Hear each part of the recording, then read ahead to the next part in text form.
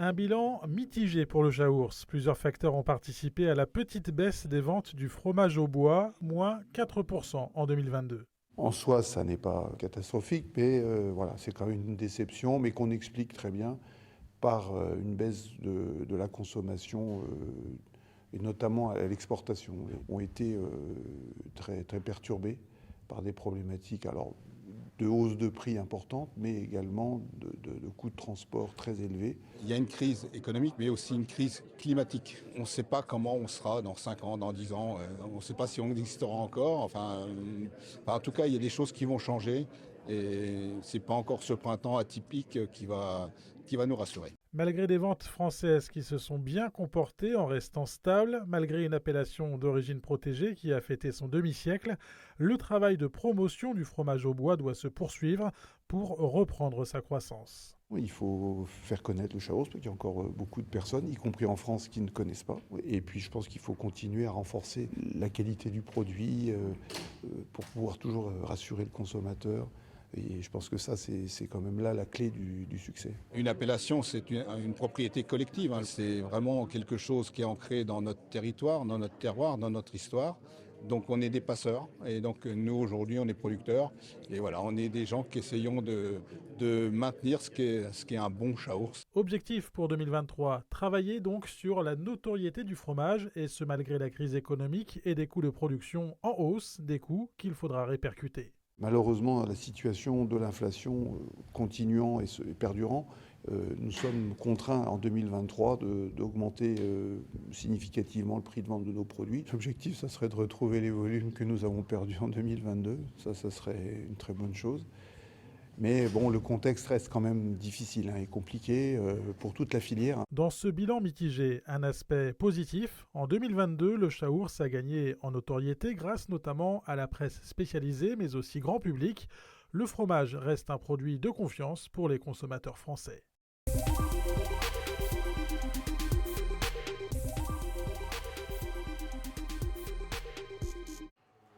Rhumatisme, surcharge pondérale, problématiques urinaires ou digestives sont traités au terme de Vittel, qui accueille déjà depuis leur ouverture ce lundi une centaine de curistes. Le thermalisme qui devrait connaître ici une nouvelle ère, un renouveau total, avec l'arrivée de France Therme, le groupe expert en création de resorts thermaux, a désormais pour mission d'impulser l'offre thermale et touristique de la station. C'est un projet vraiment qui associe la ville et la marque Vittel. C'est de créer un éco-resort, donner la possibilité aux curistes d'avoir une multi-expérience émotionnelle entre un hébergement, un lieu de loisirs, des thermes autour de la santé, du sport, de la remise en forme. On est aux alentours de 35 millions d'investissements pour rénover, redonner une vie aux 3 bâtiments que sont le Grand Hôtel, le Palmarium et les thermes. Avec ce projet, de 7 000 à 9 000 curistes sont espérés à moyen terme. Pour mémoire, l'an passé, ils étaient 3 200 et cette année, France Therme table sur près de 4 500 curistes. Et d'ailleurs, plus de la moitié ont déjà confirmé leur réservation. Françoise est diabétique et fidèle à Vittel depuis 9 ans. Elle vient ici soulager des problèmes rhumatismaux et digestifs. C'est indéniable, ça fait vraiment du bien. Moins de médicaments après, moins d'antidouleurs après. Et non, ça fait vraiment du bien. Et on se ressource, on se ressent sur nous-mêmes. Un soin de goût, comme celui-ci, normalement est fait avec une première pâte qu'on va malaxer pour l'effet rhumatologique sur les articulations. Et à Vittel, parce que les termes de Vittel et les soins à Vittel ont une réputation d'être plutôt haut de gamme, très haut de gamme, on va rajouter derrière un filet de kaolin qui va venir après le malaxage, augmenter et terminer en douceur le soin.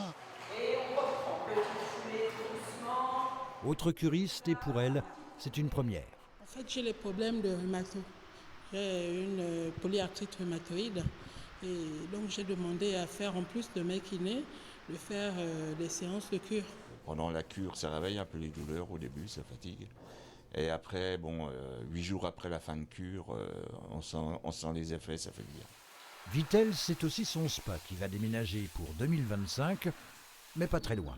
Le Grand Spa des Vosges, horizon 2025, à l'ancien Palmarium du Club Med, donc qui est situé juste en annexe à côté de l'établissement thermal, dans le parc thermal. Donc ça veut dire qu'il y aura vraiment une synergie autour. Et donc on va reprendre le patrimoine entretenu par le Club Med Ponzé avec une piscine César à l'intérieur qui est absolument magnifique, une piscine extérieure qui va être plus aqualudique et puis à l'intérieur agrémentant des activités diverses et variées sur le fitness, le bien-être et le massage.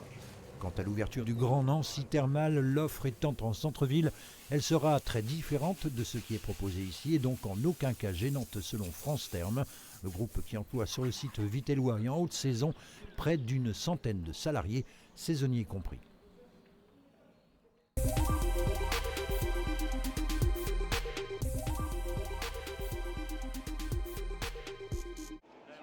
C'est l'heure du grand jour J pour les deux Français atteints de spondylarthrite ankylosante.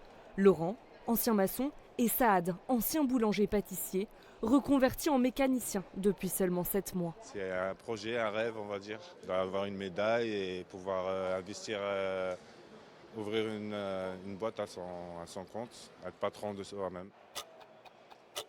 9h, début de l'épreuve. Les deux techniciens ont 4h30 pour monter un vélo à partir de pièces détachées. On a 20 points à regarder. Comment le concurrent il va utiliser un petit peu son espace de travail, comment il va le mettre en place pour qu'il soit efficient dans son montage. Ensuite, on va regarder l'état des roues, savoir s'il a bien dévoilé les roues, s'il a bien fait ce qu'il fallait avec le réglage des rayons.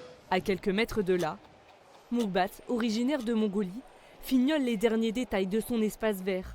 Désherbage, taillage, arrosage, chaque centimètre de cette zone de 6 mètres carrés est passé au peigne fin. Et après 6 heures d'épreuve, le jardinier paysagiste ne regrette pas d'avoir parcouru plus de 7000 km pour concourir. J'étais impatient de participer à cette magnifique compétition. C'était fantastique. Ce n'était pas trop difficile car l'organisation et les juges nous ont aidés. Du côté des férus de mécanique, les vélos sont montés. C'est très stressant au début. Je me suis plongé dans le boulot, on a fait notre travail. J'ai dû faire 2-3 petites erreurs, mais tout s'est pas mal passé dans l'ensemble. C'est super bien passé. Au début, un peu de stress comme on ne connaît pas les épreuves, mais sinon, après, tout est bien passé. Les juges peuvent désormais noter les candidats. Un classement révélé le soir même aux arènes. Pas de médaille pour le Mongol, qui termine 4e. En revanche, pour les Français, c'est le jackpot. Ça décroche la médaille d'argent et Laurent, la médaille d'or. Ça fait chaud au cœur, hein, j'y croyais pas. Hein. J'ai vu les 2 premiers passer et je me suis dit, j'ai pas de mots. C'est une belle aventure, j'ai fait ce que je devais faire, la médaille, et je l'ai. C'est la fin d'une aventure intense et passionnante pour ces deux Français qui repartent avec des étoiles plein les yeux.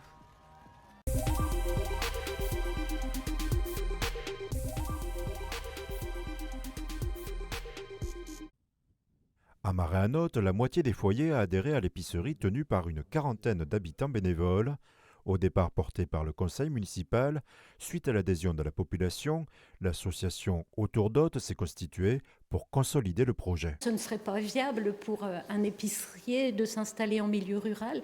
Il n'arriverait pas à faire des recettes lui permettant de vivre. Donc c'est le support associatif qui nous a paru la meilleure solution. Ce projet est né durant le confinement. Des travaux ont été menés par des bénévoles pour transformer l'annexe de la mairie en dépôt de pain, puis épicerie de dépannage et de produits locaux.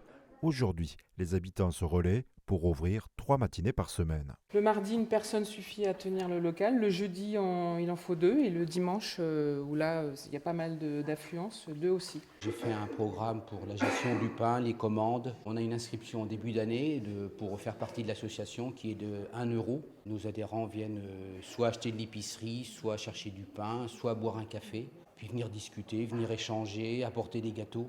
Ici, les commerces les plus proches se situent à près de 20 minutes de trajet. Autour d'Hôtes a développé la livraison à domicile pour les personnes ayant des soucis de mobilité. Un partenariat avec Cinéligue permet d'organiser une séance de cinéma mensuelle. Au-delà des services, l'association souhaite créer des liens. Tout ce qui est autour de l'épicerie, du dépôt de pain, c'est qu'un prétexte en fait. Le lien, avant Covid, était au point mort. Après le Covid, les gens ont ressenti ce besoin de partager, d'échanger. Il y a des gens qui nous ont même évoqué le fait que si nous n'avions pas ouvert, ils envisageaient de quitter la municipalité. Parce que n'oublions pas que Maréanote, c'est 5 hameaux. S'il n'y a pas ça, il ne se passe pas grand-chose. Cette initiative a été récompensée par le premier prix régional des solidarités rurales. par le Césaire et le prix spécial de la G2R. 30 structures au bois ont été récompensées depuis 1993. Au-delà de la manière de reconstruire de la vie, ça lie les habitants avec le développement économique au niveau des producteurs locaux. Donc pour nous, vraiment, ça coche toutes les cases. Et on a déjà évoqué le fait qu'on pourrait peut-être organiser, nous, des événements, des manifestations dans les locaux de Haut-Tourdotte. Avec ses 22 000 €, Haut-Tourdotte envisage dans un premier temps d'investir dans des rayonnages et remplacer les cafetières par des modèles plus professionnels.